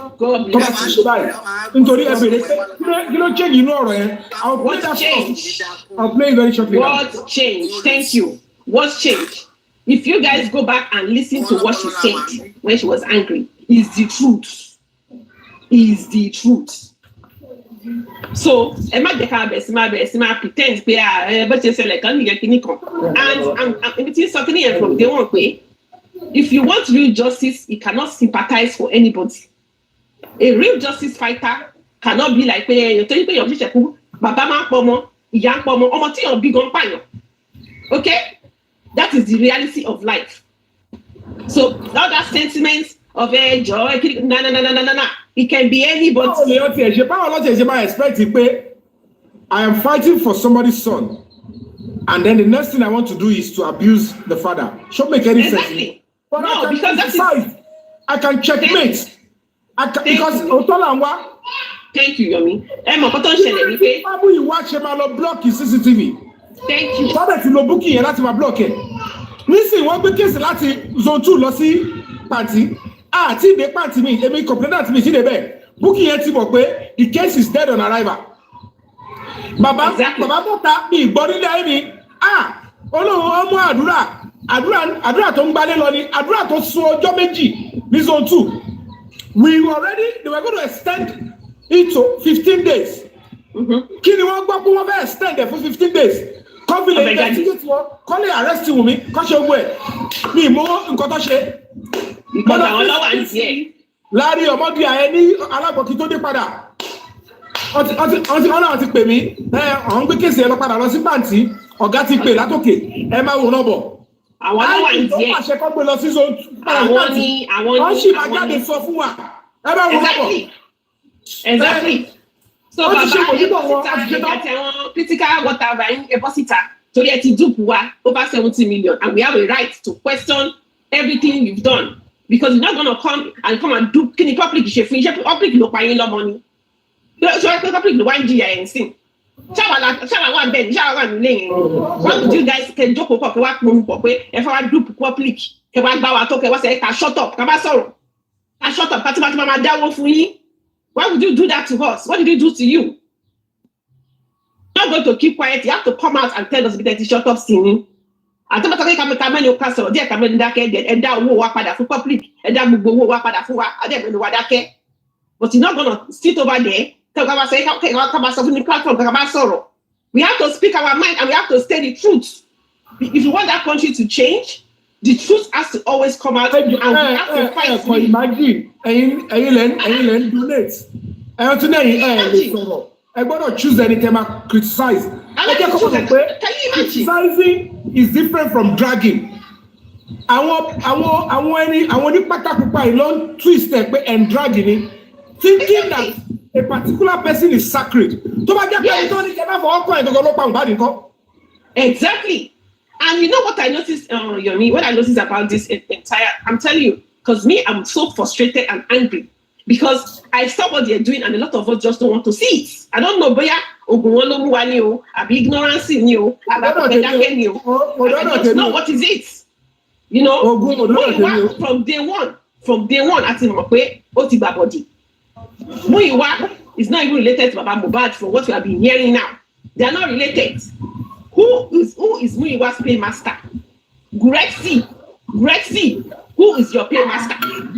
But they are working for the same person. See, ọ̀rọ̀ wa bá ti yé bàbá, bá ṣe ń sọ yìí. He will do the right thing and accept. I'm not going to call. Exactly. Ó ti pa àwọn ọ̀tá mi báyìí. Yes. Mi ò mọ̀ pé gbogbo ohun tí ẹ̀ ń sọ rèé pé ohun tí mi máa ṣe ọ̀tọ̀ ni ohun tó sọ fún mi. Èmi ò mọ̀ pé lórí ẹbí ò ṣe ọ̀tá mi. Mi ò mọ̀ pé lórí ẹbí ẹnikẹ́ni tó bá rí pé ó fẹ́ jẹ́ kí ọmọ mi ní justice. Exactly. That's where we will know we are dealing with an honest person. Then with Baba ourselves, taba face kini, mo follow Babura. Only any justice Baba. Of course now. Baba this sọ̀rọ̀ tí Baba come to a proper NGO with sound lawyers and the public inside you. Tanya Abayomi kò mute ẹjọ́. Gbogbo nǹkan tí ẹ bá rò pé irú àwọn búkì yẹn jọ ṣe papọ̀ tó bá jẹ́ pé kò ṣe pé ẹ̀yin gangan lẹ tún bẹ búkì yẹn ṣe. Tó bá jẹ́ pé ẹ̀yin wà nífẹ̀ẹ́ ẹ sọ jáde lẹ́ẹ̀kan. Yomi pé sọ̀kalẹ̀ ti gbọ́ ẹ bọ́ sọ̀hún. Yomi, you know what I notice again? What I notice again that people are not noticing since yesterday. How all of a sudden ọ̀rọ̀ autopsy tó ṣe káwá everybody lára tó. Èèyàn tẹ́ pé ní àyà ni mo gbá o, ẹsẹ̀ ni mo gbá o, agbéwádé bẹ́ẹ̀ o. Kò bọ́ tàlátànà láti sọ̀rọ̀ nípa ọ̀rọ̀ yìí. None of them. Nígbà tó ti gbé wọn sínú ra, ó ti gbé wọn sínú ra. Exactly. So that should make you guys know that it was all planned. It was all planned. Ó ti mọ ṣé ibi tó ń ṣe ló máa jáde. Lady Ebony, they cannot come out. Bóyá after 1 week. They cannot come out. Wọ́n tún gbọ́dọ̀ lọ strategize. Wọ́n tún gbọ́dọ̀ lọ mọ nǹkan tó fẹ́ ṣe. They cannot come out. Wọ́n tún gbọ́dọ̀ ro nǹkan míì tó fẹ́ fi gbé lu public. After 3 days or after 1 week, wọ́n tó jáde. Àwọn èèyàn burú people Ayé lẹ rí are yẹn. Last night. people are Ayé wicked. nìyẹn rẹ̀ nǹkan tó fẹ́ Not fún wa even kind nìyẹn. of coming out to Ìṣọ́ ìjọba apologize fún àwọn ti or dì í. nothing. Nothing. They just Apologize. Thinking. They want to go and think. They want to go and strategy to think. come and You're always thinking. Let me tell you, they do pause. It's the truth. They do pause where. And if you're not careful, they will continue to do pause again. So can anybody love it? No matter what, I think a man does the platform. Lady Ebony, listen. Why? I didn't want to be a question. The day tí Yomi gave Muyiwa that address, I was thinking, ṣé Muyiwa fẹ́ sọ fún mi pé òun ò mọ àdírẹ́sì ilé Mohbad ni àbí Muyiwa ò lè béèrè àdírẹ́sì ilé Mohbad lọ́wọ́ bàbá ṣé bàbá ò lè fún Muyiwa ní àdírẹ́sì? Why are they asking? They're just fooling us. They care. They're fooling us. Let me tell you Why are they another thing. asking Yomi ibẹ̀ yẹn mo ti Yomi, think another pé thing that I want people to notice. ó dàbí ẹni pé wọ́n ti ṣe Please, Nisuru Jare. Another thing to notice. Ṣé anybody kí ló dé tí Sanchitu àti whoever kí ló dé tó ṣe mention nípa CCTV ìgbà tó wà ní inquest ni? Kí ló dé tó God bless you. He did not mention anything concerning any CCTV, any phone, any 3-second phone. They did nothing. Even without phone, without CCTV, without phone. Ṣebí àti gbọ́ pé iCloud kan náà ni Mohbad àti Wunmi ń lò. Wunmi was in the corona inquest. Thank you. It's very easy to say, my lord. We understand. We have the opinion that the CCTV is working. Exactly. Ẹ jẹ́ kọ́kọ́ sọ fún kó wá kó download ẹ̀. But they got phone away.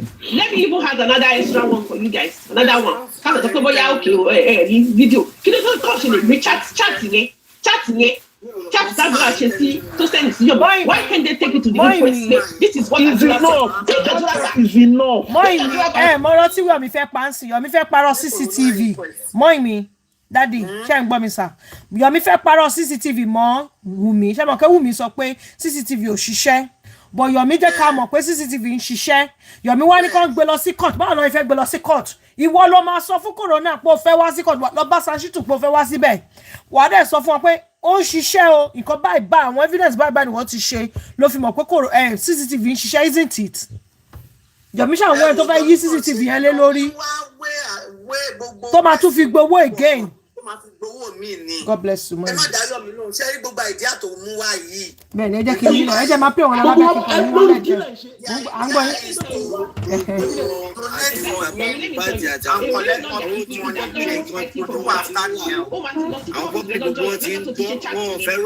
Wọ́n fẹ́ dáwọ́ mọ́.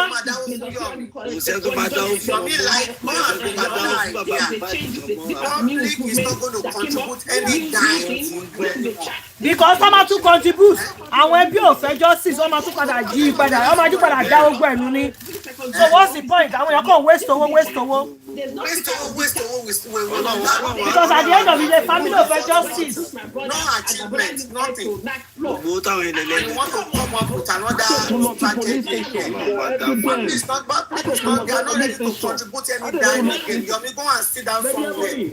Yes. At the end of the day, that idea will just overcome anyway again. Idea to be over 20 million, better look at what we know. 10 million, over 10 million. 20 million to Jonah. This is anti-banking game. Anti-banking game. You came to social media to lie to the public, to fraud the public, to Pay money. We're tired of you. 20 million yẹn ní 30 million yẹn ní UK. Ṣé máa kó owó ọdún kan èèyàn kan ni, owó ọdún kan iṣẹ́ èèyàn kan ni. Àwọn ẹlòmíì tó ṣe 8 hours job tó máa convert ẹ̀ sí owó Nigeria money 30 million yẹn owó ọdún kan. Ẹ wá gbà ní one time, ẹ wá bá yẹ̀ jẹ́ 30 million. A ní kò ń para gidi lánàá ni wọ́n ẹ̀ ń para gidi. That money is roughly 81 million. 70 million kan 30 million ló fi ṣe 30 million ló fi ṣe kí ló ń porúkọ ẹ̀ 30 million ló fi ṣe autopsy. Because 70 million yẹn owó ọdún méjì ṣéyàn kan ni owó ọdún méjì.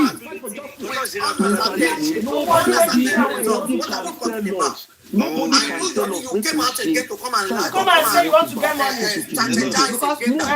Only, but don't show where. Start donating again. It's not going to work. It's not going to work. Nobody's going to donate any time for you anymore.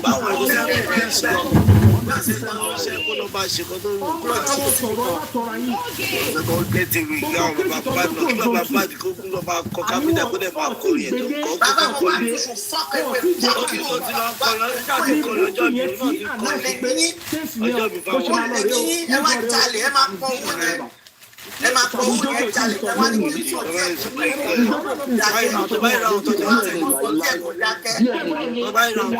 ẹ wá lọ fún orin ìsòrí pé ti mọ wọn ti torí pé Wọ́n ti mọ̀ lọ́wọ́ bá ṣẹlẹ̀ lọ́sẹ̀ kan ní ẹ̀ níta. ọmọ tó ṣẹlẹ̀ ní Sọ díẹ̀ níta kó dá kó bá mi dákẹ́. ó ti mọ̀ kọ́kọ́ ṣẹlẹ̀ o bí ìbá ṣe bọ́ ọgbọ́n kan náà ọjọ́ kí ni nínú ẹ̀kọ́ pẹ̀lú dákẹ́ kí ló tẹ̀ gbọ́ problem family ẹ̀ tó sọ fún volunteer tó wà náà gbogbo Nàìjíríà ìpè no time anybody will know ten kọ́bọ̀ òun lẹ́dà ti ṣe ogun kan. bẹ́ẹ̀ ni bàbá yẹn sọ kò ní do anybody bàbá yẹn ní no time ó náà go to spend my money I will do everything for free.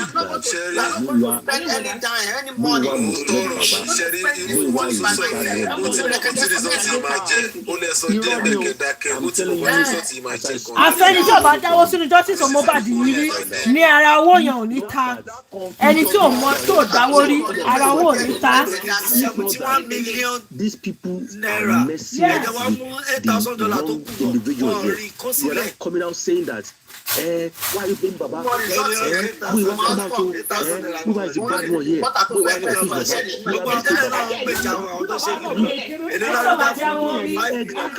can you say Muiwa? You have the same people. So the same people that are defending Mr. Muiwa that it's only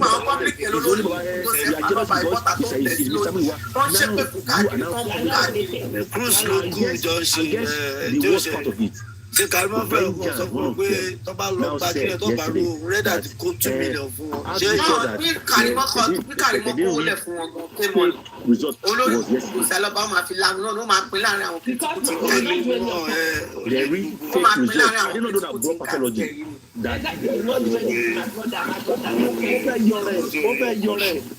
tọ́rọ̀ dẹ̀ lè sọ fún ọjọ́ yẹn wọ́n tún bọ́ ẹ̀rọ àbọ̀dọ̀ kí sáà ṣe fún ọlọ́fíìsì ẹ̀gbọ́n she was saying nobody should blame Bukky.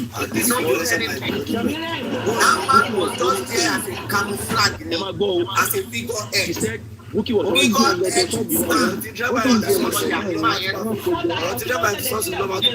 money they pay to him. ẹ jẹ́ ká ní kán gbé receipt owó tó ń san fún ṣàǹtìtù kán gbé jáde. Me, I don't believe that they paid that man that 10 million. wọ́n sanwó yẹn pé fún un. Wọ́n sanwó yẹn fún àyè. bàbá náà sọ lọ́rí ẹ̀yẹ́ máa bọ̀ Àyè máa fi ká sọ fún máṣe ẹ̀rọ ẹ̀sẹ̀ sí ìgbà tó yẹ kó jẹ́. Racy is their number one person. Racy. ó ṣàkóra lọ. Wọ́n gbé receipt kan ní sanwó fún ṣàǹtìtù yẹn kán gbé jáde ní public hearing. Ẹ̀yin náà kì í rí good man yẹn tó bá lọ sí ìrora ìpẹ̀sì yẹn ni.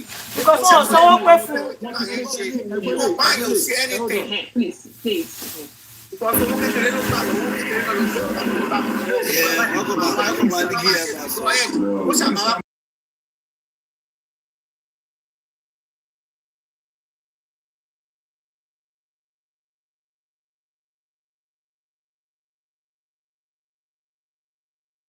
ẹ bá àwọn kan ní kí ewé tú àwọn kan ní Bọ́tò wá ń sọ pé bàbá onípátákùpá sọ díẹ̀ nínú ẹ̀kẹ́gbẹ̀rún dákẹ́. Wọ́n sọ díẹ̀ kan gbà bẹ́ẹ̀ ni olórí burúkú Joseph Alọ́ba ìṣá. Tí wọ́n bá ń pè é aláìmoore ni wọ́n dà díẹ̀ tó ní àwọn aṣọ ìfúnra wọn eléyìí ibi ló máa fi sọ fúnlùwà ibi ló máa fi sọ aláìmoore ni wọ́n 3-second video. ibi ló máa fi sọ. àná tó bá ṣiṣẹ́ owó tó ti dáwọ́ sínú justice rí 30 million yẹn máa ká lára owó autopsy and toxicology yẹn máa ká lára. àní mò ń para lánàá nínú bí mi pé mọye 30 million naira ni àbí ní pounds àbí dollars owó ọdún kan èèyàn kan owó ọdún kan kò ṣoṣù ọdún 12 months ọdún kan. 15,000 pounds ló ní 30 million yẹn. gbogbo tó ti tẹ̀lé lọ ṣe àti toxicology 30 million òun dà báyìí. Òun dà wọ́n gbọ́dọ̀ gbé tó ti lọ ṣe autopsy yẹn. ìbí yẹn kọ́ lọ́dún wà ká ṣe mọ́jà ló wà ká pépà nígbàdí ọ̀gá. Bàbá mi gbọ́dọ̀ jáde kẹwàá sọ bí tẹ̀sí lọ sí ọlọ́ta ìgbàdí autopsy tó jẹ́ pé ó wá arrive as on a certain result. Wọ́n lò not the place o. The place that autopsy and the toxicology was done, we want to know the name of the place. kọ́ fún wa lórúkọ bó ṣe fún wa ní ti Amẹ́ríkà gbà yẹn. The name of that place that the toxicology was done, we want to know. Báwo ni wọ́n wọ́n sáré? In the ambit of what is credibly Ẹ̀rẹ́ sàbí kí ló ń kọ́ fún kí ló ń kọ́ hospital yẹn ní Amẹ́ríkà. Ọ̀sẹ̀ ìdẹ́jẹ̀ máa sàṣẹ. Ẹ̀jẹ̀ wá já public lólè ẹ̀jẹ̀ wá sọ pé kí public gbẹnu sọ̀rọ̀ gbẹnu dákẹ́. Nonsense wo nìyẹn? Ṣé kí n yin sókè jàre àbí ká máa gbọ́ lọ báyìí? Ṣé ẹ̀ ń gbọ́ báyìí?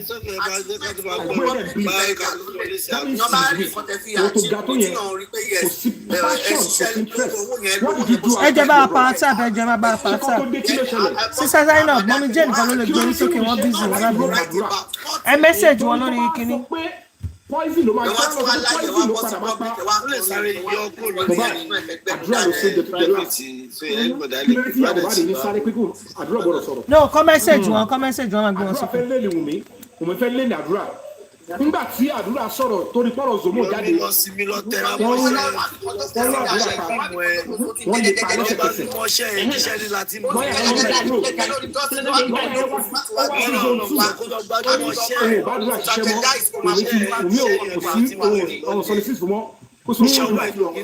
Lọ́yà yẹn ló tún sọ bàtí máa rí àdúrà fún wa. òun ní Fúnkẹ́ Akíndélé kọ Àgbọ̀ kẹgbọ́ báyìí. Dàṣe máa rí àdúrà mọ̀ ọ̀dẹ́ni tó ń gbé pẹ̀lú. ìwọ náà lọ gbájúmọ́ tiẹ̀ ó dẹ̀ ti Now, wà tí pé at the end of the day, Yọ̀mí ti ń parọ́ fún wọn o. Yọ̀mí ti ń parọ́ fún wọn o. immediately tí òun náà ni mo ọ̀rọ̀ sọ Zomo ti jáde, Ó ní lọ́yà sọ pé kọ́ lọ wá bó ṣe máa mú àdúrà. Ó ní lọ́yà sọ pé kọ́ lọ wá bó ṣe máa arrest àdúrà. ló ti bẹ̀rẹ̀ sí ṣe media call. Ah, ó ti ṣe gbé nọ́mbà wa o. Wọ́n ti ní àwọn òfojú korun. Hello, good Zomo afternoon. délé ẹ̀rí. Báwo ni bàbá tó máa lóhun lead Owegele. Good afternoon. Who's that? Wọ́n gbọ́ pé NGO kan tí ò mọ ẹni tó ń jẹ́ Zomo tí ò rí. Can we help you, please, Tó wá ma'am? ṣe investigation débi kó dárúkọ. Can we help you, please, ma'am? Yes, ma'am. Good afternoon. Afternoon. Yeah. I just want to bring a point. Yes, ma'am. Yeah. And this is about Baba Mohbad. Yes, ma'am. And all I want to say about it is that you people did not even think one day, Okay. why is Mohbad not entrusting his money to his own father? If you sit down and think about that, you will know that that gentleman cannot be trusted. Right? I have a son as old as Baba Aloba. Mo. Yeah. I have, so that will tell you how old I am. But I can tell you 3 times I dreamt about Mohbad visiting me. Yes, I don't ma'am. live in Nigeria. He visited me and he said, my father can't be trusted. Since that day, I lost Interest. trust on that gentleman. I lost trust on him, and I know that he was a very greedy person, even when Mohbad was alive. Very greedy. Gbogbo ẹ̀ ló fẹ́ gbà. Kàkà kékú má jẹ ṣèṣe ló fọmọ yẹn ṣe. Ẹ máa wádìí lọ. Continue to go and investigate. You will see that his hands are not clean. Thank you. Thank you, ma'am. Thank you. I didn't have clap. I would have clapped for you. Let me clap for you. Thank you. God bless you, ma'am, for your point. God bless you, Grandma. Bye. Mọ́yìn mi ṣe mọ̀ pé kò sẹ́ni tó rò lọ síbẹ̀ yẹn, ma'am. Mọ́yìn mi. Ma? Ẹ gbọ́n. No. Mọ́mì. Báwo ni Bẹ́ẹ̀ni. èèyàn ṣe gbá máa gbé nǹkan lé àánú ẹ̀ lọ́wọ́ tó fi bàbá ẹ̀ sílẹ̀? Ó mì pé lójú kòkòrò ni bàbá yẹn. Ìjọ tó ti dìde wípé ọmọ yìí, ọmọ tó ń ṣẹ̀ṣẹ̀ kú, tó ní kò ra nǹkan kan fún ẹ, kó lè ò jẹ́ ní 500. Whereas ọmọ yìí ra odindi mọ́tò 4.5 fún ẹ. Kò dẹ̀ jẹ́ ní 500. Ẹ wọlé mi bó ṣe rí. Ṣé yẹn náà sọ? Kí ló dé tí wọ́n fẹ́ lọ? ọwọ́ gèlè ṣe rí mọ́tò 4.5 yẹn kò tẹ́ lọ́rùn. Lójú kòkòrò Kò ni. tẹ́ lọ́rùn. wọ́n lè ti bá pa ọmọ ẹ̀ kó lọ jẹ́. Òun ni kò ṣe recognize mọ́tò yẹn ló fi ń sọ pé òun ò jẹ́ ọmọ òun ní 500 yìí. Olójú kòkòrò ni mà, olójú kòkòrò ni. Òun wá mọ́tò 20 million. Ẹni tó dìdí mú ọmọ ẹ̀, ó dìdí mú ọmọ ẹ̀. Ó mú ọmọ ẹ̀ lọ ṣe àdúrà fún tó máa ṣe yahoo. Ṣé yahoo jẹ́ nǹkan gidi? So ẹ tó yẹ kẹ́ ti mọ̀ wípé owó ló ń ta sí. Ó pọ̀ bí èkúté. Ó dẹ̀ fẹ́ jẹ owó yẹn níbi tí ò ti ṣiṣẹ́ ẹ̀ sí. Kí ló dé ẹ tún rò again? Kí ló dé tí Mo ti wà níta láti ọmọ ọdún 13 tó ti ń gbélé àwọn prime boy? Ṣé inú ilé yẹn rọ̀ lọ́rùn ni ló ṣe bọ́ síta? Kò rọ̀ lọ́rùn náà, gbogbo ẹ̀yẹn ẹ wo bàbá yẹn dáadáa. Láti day one kò sí nǹkan tó lè change èmi o. Kódà mo wá sí Nàìjíríà pé kí wá mìtì ẹ̀ kí n fún nígbà tí 3 bàbá òṣì bàbá ìyà. Ẹ̀yin náà wo gbogbo nǹkan tó ń ṣe, gbogbo nǹkan tó ń sọ. Ṣé ọmọ ẹ̀ trust ẹ̀ ló lọ gbé owó ẹ̀ fánà? Ṣé oògùn làwọn yẹn wá ṣe débẹ̀ yẹn? Ṣebí nítorí pé òun náà fèlè ẹ̀ ni.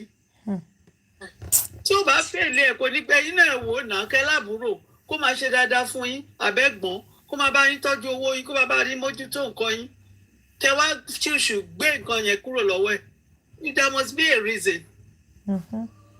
láti ilẹ̀ nígbà tọ́mọ yẹn ò wá jẹ́ kó wà yín kí àwọn nǹkan òun ó wá ṣe kàkà kí kó má jẹ ṣèṣe tó bá síbẹ̀ ṣọ́ọ̀ṣì tó ń lọ lèmi náà ń lọ kò ń ṣe the same aládùúrà lèmi náà aládùúrà wo ló rí ọmọ tó yẹ̀ṣẹ̀ bẹ̀rẹ̀ ayé tó ti lọ fún ọmọ lọ́rùn simply because ọmọ yẹn ti ń bẹ gbowó lọ́wọ́ ẹ̀ dandan kó lọ fẹ́ ó ṣèwádìí ẹ̀mí wo ló dààmú ẹ̀ ẹ̀mí wo ló push ẹ̀ ẹ̀mí wo ló béèrè lọ́wọ́ ẹ̀ kó tó lọ fi ọmọ fẹ́ Mo kó lè má rí nǹkan gbà àti pé gbogbo ìgbà tí ẹ jẹ́ kí n sọ tọkàn fún yín kò sí bẹ́ẹ̀ ṣe lè sọ ìyá Mo yìí ni ìyá Mo òun ló fìlì ikú ọmọ yẹn jù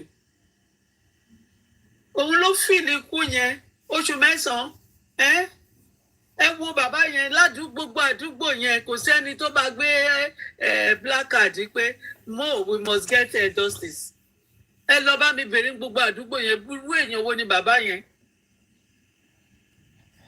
kò ní nǹkan kan ju agídí burúkú tó wà nínú ẹ̀ lọ agídí wèrè agídí kó bàjẹ́ ọmọ ẹ ò bá sáré òun bá sáré bó ṣe máa fẹ́ yàwó tó bímọ at what age 26 yìí wà wọ́n yìí ní ọmọ grandson tó jẹ́ 26 ó yìí wà lábẹ́ wa ó ti ríbi tó máa jókòó tó máa tẹ̀bà sí tó máa kó obìnrin náà ló máa ń kó kiri obìnrin náà ló ń kó kiri tó bá síbẹ̀ wàá máa gbóbìnrin lọ sílé Mo ọmọ tó jẹ́ kó mọ̀ tó yẹ pé kó má tẹ̀ jẹ́ kó mọ ibi tó ń gbé gbogbo àwọn tó lọ bá ọmọ yẹn gbé kò yẹ kó tiẹ̀ lọ ṣùrùbó wọn tiẹ̀ kó wọ́n máa ń hide ibi tó ń gbé ni kò yẹ kí gbogbo èèyàn mọ ibi tó ọmọ yẹn ń gbé òwò tí wọ́n ń gbé obìnrin lọ ó ń gbé obìnrin lọ síbẹ̀ ìjọ tó ti rí ìyá Mo ẹ wò ẹ jẹ́ sọ fún yín kò sí bí ìyá àyàn ṣe burú tó that connection of oṣù 9 yẹn that ọmú tó mu yẹn á wo ẹ̀yìn fún ìyá ẹ̀ padà ni ìjọ yẹn ló ti ń bí bàbá yẹn nínú tí bá gbé ìwé pé kí nǹkan tí mo ti kọ sílẹ̀ ní gbogbo nǹkan tí máa ń rí gbogbo nǹkan ìgbà míì tí mo máa wọlé London ni mò ń gbé ló máa wọlé táwa ní nǹkan báyìí nǹkan gbogbo nǹkan tẹ̀ ń ṣe ń sìn yẹn ló ti sọ sílẹ̀ 10 days tí wọ́n sí ìjọ tó wọlé 10 days 23rd of September ní gbogbo vision tí mo rí láti ìjọ yẹn pátá gbogbo ẹ̀ ló ṣẹlẹ̀ tẹ́ ń ṣe bàbá Mo ó máa sọ yín di Paul ni ó máa gbá yín Arsenal á dẹ̀ máa gbá yín fún Tottenham á máa gbá yín láti Tottenham á máa gbá yín fún Barcelona ó máa gbá yín kiri ni títí tó máa fi make owó lọ́wọ́ yín kò fẹ́ sin ọmọ ẹ̀ kó lọ jẹ́ náà níbo náà ti ń ṣe yẹn ti bí Yorùbá ni ṣé inú àwọn aráàlú ẹ̀ ń dùn bó ṣe ń ṣe yẹn wọn ò dẹ̀ pé tòwọ́dà tí wọn ò lè pé tòwọ́dà ni ṣọ́ọ̀bà ló lè bá sọ̀rọ̀ ni tóun nìkan lọ́mọ ẹ̀ kọ́kọ́ kú ni tí gbogbo ẹ̀ di báyìí tó tún fẹ́nu ẹ̀ sọ pé òun jẹ́ celebrate ẹni tọ́mọ ẹ̀ kú. Ẹ̀rọ dáadáa ẹ̀rọ kò ń ṣèyàn tó yẹ kán tẹ̀lé rárá mi ò side anybody ò mú wá justice pé kọ́ ọmọ yẹn rí justice ẹni tó tiẹ̀ pa ó ṣèṣì ni o wọ́n jà ni o ó jẹ́ kínní ni ẹ jẹ́ ká tiẹ̀ mọ̀ ó máa gba wájú yín lọ ó máa gbẹ̀yìn tó lé táwọn ará àdúgbò òdìdé kọ́ tẹ̀ bá gbé black card kan ní we must get justice ṣé wọ́n wá justice ni ó wá ní kínní ọmọ ẹ kínní ẹ ní tiẹ̀ ló ń lò àbí kí náà tiẹ̀ ti ń pè ó ní glory àwọn. glory tiẹ̀ lọ́mọ ẹ ń lò bàbá glory tiẹ̀ lọ́mọ ẹ ń lò tó bá jẹ́ èmi nìyá Mohbad o gbogbo ọ̀nà ni máa gbà tẹ́ pé DNA Mohbad ò tiẹ̀ ní jẹ́ tiẹ̀ ẹ rí mú ẹ̀ bó ṣe rí ni ṣé mo Mohbad rí bẹ́yìn. ẹ máa mọ nǹkan tí ó tiẹ̀ ń ṣe bàbá yẹn náà kò sí mí ẹ̀dọ̀ mo ní ọ̀rẹ́ kan láti bí 3 years or 4 years tí ọmọ ẹ̀ ti kú báyìí ṣe la máa ń lọ ìjókòó tì ẹ wo bàbá ti bọ́ síta ó ti ń dá irun ó ti ń ṣe kinní ó ti káṣọ ọmọ ó ti ń wọ̀ ọ́ kiri gbọ́dọ̀ tán ti ń ṣe bẹ́ẹ̀ yẹn àbíṣọ́ọ̀ṣì wo ló ń lọ ṣebí kérúbù lèmi náà ń ṣe wáì títí ẹ ṣe wá yàtọ̀ ṣé wọ́n sọ fún ní ṣọ́ọ̀ṣì ni ọ̀tọ̀ ló ní o ti gbọ́ pé ó máa kú ọ̀tọ̀ ó gbogbo kébékébé àwọn nǹkan tó ti kọ́kọ́ sọ yẹn ni kẹ́ bá wa máa play ẹ máa fi rán wa létí it's not a genuine man ìka èèyàn ni ìka ọmọ ẹ̀ mọ́ ẹ̀mẹ́ta ló sọ fún mi bíi pé he cannot be trusted ẹ lọ kọ́lẹ̀ ó dàbọ̀ mà ẹ ṣe gbogbo God bless you ma. Thank you. God bless you. Let's clap for you. Ẹ má bínú host wa ò sí around. Okay ma. Thank you ma. God bless you. Good at welcome on board sis. fún ara wọn nìyẹn ìsìn láwọn ṣẹ̀ máa wá gbé dìde àti lọ sí zone 2 ẹ bóbó wa AIG tó wá pàṣẹ kọ́ gbé lọ́bẹ̀ yẹn this is the real truth àmàṣẹ lọ bá àwọn tó wà ní ìjọba gangan kò dẹ̀ ṣe pé mi ò lè rìn lọ́bẹ̀ mi tí ì lọ bá ní ìjọba gbogbo level tara tèmi àtẹ́yìn òbó ṣìṣì fi rìn nísìnyí àṣẹmọ́mọ́ gbé without look for political solution àwọn tó wá ń support ẹni tó pa Mohbad káwọn náà bọ́ta show fáwọn wà mẹ́ and let's see because at the end of the day I can tell you for free lára àwọn ọ̀tá gọ́ọ̀mẹ̀ntì aṣíwájú is making attempt to have access to that remainder of the video so that they can use it to destroy the government so gbogbo ohun tó bá gbà òun la máa fún and then we will get our justice ẹ lọ fọkàn balẹ̀ but gbogbo ẹ̀ náà it requires sense and careful movement we are going to move around and ensure that they will not bó ṣe wà ara ń kan wọ́n gan ara ń kan Gaza wọn pọ̀ mi wọn ò lè ré mi mú ẹ̀mí wọn gbé tí n bá máa gbà kúkọ́ mú mi I will get the right template and instruction allow them to hold me I want to use it and máa gbéra mi lẹ̀ fún wọn so that is what we're going to do. Thank you so much, Yomi. I really appreciate you. Thank you. So let's have Abayo. Are you there? Everyone, sorry. Mr. Yomi, what I want to ask is what's the next action now? Hello. Next action. I won't say it here. I won't say it. Yeah. No problem. The only thing Please, no more talking to this public. We're not going to say it outside. No, There's no access. I proceed, please. Go ahead. All right. Thank you once again. Good afternoon. I want to appreciate every speaker that has been contributing effectively since the live began. Mr. Fabiyi, once again, I want to appreciate your effort so far. There was a